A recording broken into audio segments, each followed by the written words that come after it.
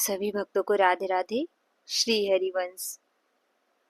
आपका अपना जीवन आपकी स्वतंत्र इच्छा से चलता है या ईश्वर की इच्छा से, अर्थात फ्री विल या डिवाइन विल? बताइए बताइए। नहीं जानते? आइए चलिए जानते हैं।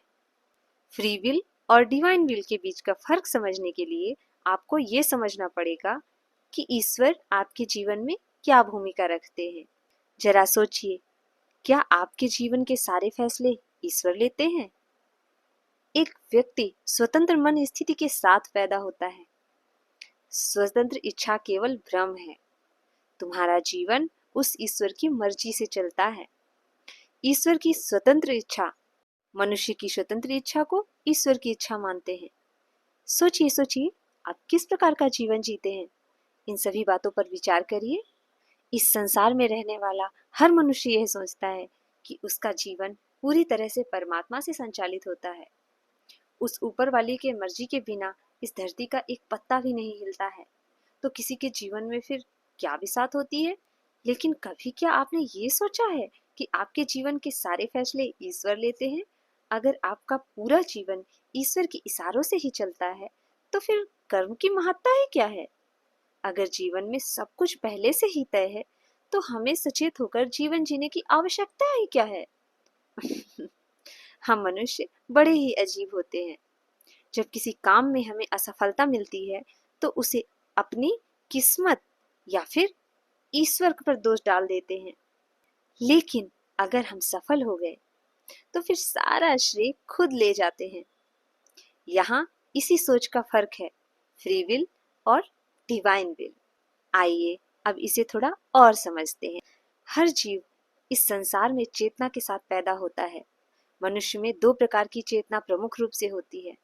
सचेतन मन, जिसमें आप हर एक कर्म, व्यवहार सोच समझकर बुद्धि से फैसले करते हैं, और दूसरा होता है अवचेतन मन, जिस पर आपका उतना नियंत्रण नहीं होता।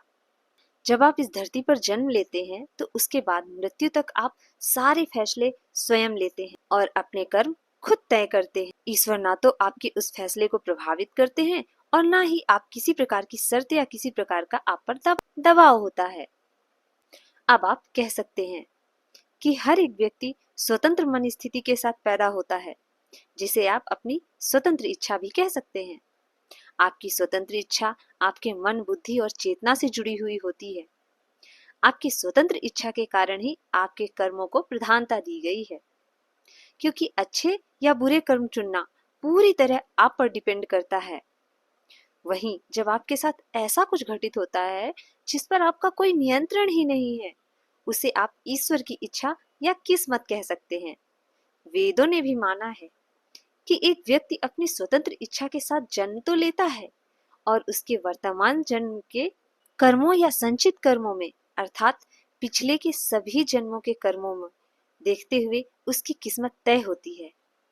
इसलिए ईश्वर की इच्छा कभी भी किसी व्यक्ति के जीवन में सीधे तौर पर फलित नहीं होती है।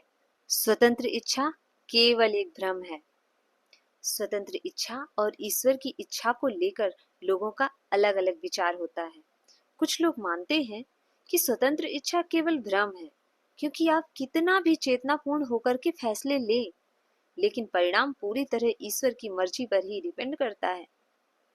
ईश्वर की इच्छा से ही आपका दिमाग काम करता है और लोगों की जीवन ऊर्जा संचालित होती है, और यह केवल मनुष्य का अहंकार ही तो है जो उसे यह सोचने पर मजबूर करता है कि वह अपनी मर्जी से जी रहा है, अपनी इच्छा से सारे फैसले ले रहा है।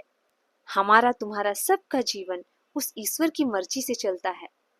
चलिए इसे जानने के लिए एक कहानी सुनाती हूँ। एक बार मेहनती किसान एक संत के पास गया।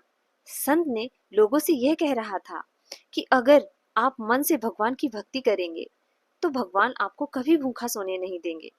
किसान इस बात पर आपत्ति जताई और उसने कहा, पेट इसलिए भर पा रहा है क्योंकि वह खेत में मेहनत करके भोजन उगाता है।